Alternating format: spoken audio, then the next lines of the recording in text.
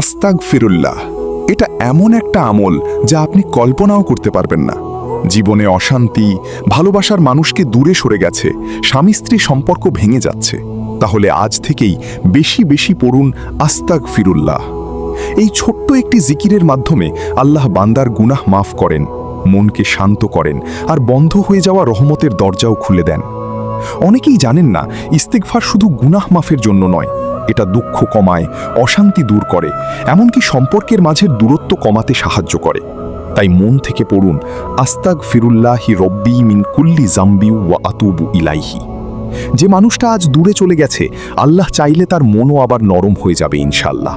সে আবার আপনাকে ভালোবাসবে, আপনার দিকে ফিরে আসবে এই আস্তাগফিরুল্লাহ আমলের বরকতে। আমল তদবির সম্পর্কে বিস্তারিত ইনবক্সে নক করিন অথবা সরাসরি কথা বলতে ইমো বা হোয়াটসঅ্যাপে মেসেজ করুন 016007666767 এই নাম্বারে।